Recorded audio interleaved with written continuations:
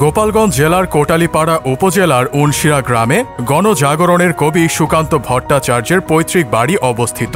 বিপ্লবী তরুণ কবি সুকান্ত ভট্টাচার্য ছিলেন বাংলা সাহিত্যের প্রগতিশীল চেতনার অধিকারী। বাংলা সাহিত্যের মার্ক্সবাদী ভাবধারায় বিশ্বাসী এবং প্রগতিশীল চেতনার অধিকারী তরুণ কবি। মাত্র ২১ বছর বয়সে প্রতিভাধর কবির দেহাবসান ঘটলেও সামান্য কয়েক বছরে অত্যাশ্চর্য কবিত্ব শক্তির পরিচয় দিয়ে অশেষ খ্যাতি অর্জন করেছেন তিনি। তার পিতা নিবারণ ভট্টাচার্য মাদারীপুরের ডাক বিভাগে চাকরি করতেন। ১৯২৬ সালের ১৫ই অগস্ট তিনি তার মাতামহের বাড়ি কলকাতার কালীঘাটের ৪৩ মহিম হালদার স্ট্রিটের বাড়িতে জন্মগ্রহণ করেন। সুকান্তের পিতা নিবারণ ভট্টাচার্য আর মা সুনীতি দেবী। সুকান্ত বেলেঘাটা দেশবন্ধু স্কুল থেকে ১৯৪৫ সালে প্রবেশিকা পরীক্ষায় অংশগ্রহণ করে অকৃতকার্য হন। এ সময় ছাত্র আন্দোলন ও বামপন্থী রাজনৈতিক কর্মকাণ্ডে যুক্ত হওয়ায় তার আনুষ্ঠানিক শিক্ষার সমাপ্তি ঘটে। সুকান্তের বাল্যবন্ধু ছিলেন কবি অরুণাচল বসু। সুকান্ত সমগ্রতে লেখা সুকান্তের চিঠিগুলির বেশিরভাগই অরুণাচল বসুকে লেখা। অরুণাচল বসুর মাতা সরলা বসু সুকান্তকে পুত্র স্নেহে দেখতেন। কবির জীবনের বেশিরভাগ সময় কেটেছিল কলকাতার বেলেঘাটার ৩৪ হরমোহন ঘোষ লেনের বাড়িতে। সেই বাড়িটি এখনও অক্ষত আছে। ৮-৯ বছর বয়স থেকেই সুকান্ত লিখতে শুরু করেন। স্কুলের হাতে লেখা পত্রিকার সঞ্চয়ে একটি ছোট্ট হাসির গল্প লিখে আত্মপ্রকাশ করেন। তার দিন কয়েক পরে বিজন গঙ্গোপাধ্যায়ের শিখা কাগজে প্রথম ছাপার মুখ দেখে তার লেখা বিবেকানন্দের জীবনী। মাত্র ১১ বছর বয়সে রাখাল ছেলে নামে একটি গীতি নাট্য রচনা করেন। এটি পরে তার হরতাল বইতে সংকলিত হয়। বলে রাখা ভালো, পাঠশালাতে পড়বার কালেই ধ্রুব নাটিকার নাম ভূমিকাতে অভিনয় করেছিলেন সুকান্ত। সপ্তম শ্রেণীতে পড়ার সময় বাল্যবন্ধু লেখক অরুণাচল বসুর সঙ্গে মিলে আরেকটি হাতে লেখা কাগজ সপ্তমিকা সম্পাদনা করেন। অরুণাচল তার আমৃত্যু বন্ধু ছিলেন। মার্ক্সবাদী চেতনায় আস্থাশীল কবি হিসেবে সুকান্ত কবিতা লিখে বাংলা সাহিত্যে স্বতন্ত্র স্থান করে নেন। সুকান্তকে বলা হয় গণমানুষের কবি। অসহায় নিপীড়িত সর্বহারা মানুষের সুখ দুঃখ তার কবিতার প্রধান বিষয়।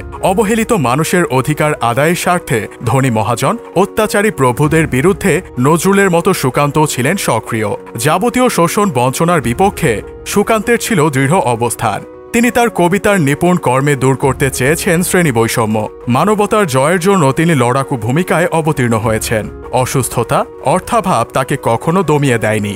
মানুষের কল্যাণের জন্য সুকান্ত নিরন্তর নিবেদিত থেকেছেন। তিনি মানবিক চেতনায় উজ্জীবিত হয়ে বিদ্রোহের ডাক দিয়েছেন। তার অগ্নিদীপ্ত সৃষ্টি প্রণোদনা দিয়ে সকল ধরনের প্রতিবন্ধকতা অতিক্রম করতে প্রয়াসী ছিলেন। মানবিক চেতনায় উদ্বুদ্ধ কবি সুকান্ত ভট্টাচার্য বাংলা কাব্যধারার প্রচলিত প্রেক্ষাপটকে আমূল বদলে দিতে পেরেছিলেন। সুকান্ত কমিউনিস্ট পার্টির পত্রিকা দৈনিক স্বাধীনতার কিশোর সভা বিভাগ সম্পাদনা করতেন।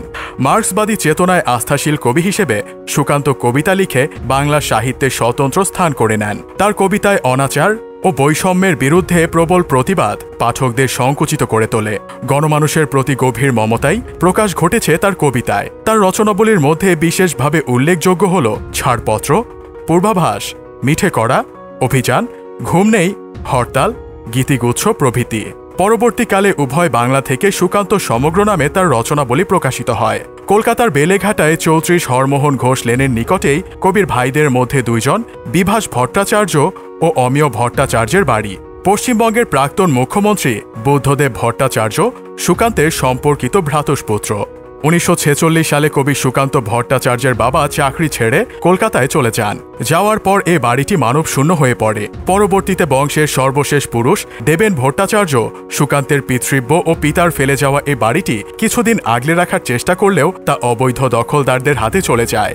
এক পর্যায়ে গোপালগঞ্জ জেলা প্রশাসকের নির্দেশে স্থানীয়ভাবে বাড়িটি সংরক্ষণের দায়িত্ব নেওয়া হয়। ২০১০ সালে প্রায় ৫০০ বছরের ঐতিহ্যবাহী কবি সুকান্ত ভট্টাচার্যের পৈতৃক বাড়ি সংস্কার করে কবি সুকান্ত পাবলিক লাইব্রেরি কাম অডিটোরিয়াম গড়ে তোলা হয়। কবির গৌরব ও ঐতিহ্যের প্রতীক হিসেবে পরিচিত পৈতৃক বাড়িতে রয়েছে কবি সুকান্তের বিশেষ মনুমেন্ট ও দৃষ্টিনন্দন বিভিন্ন ফুল গাছ।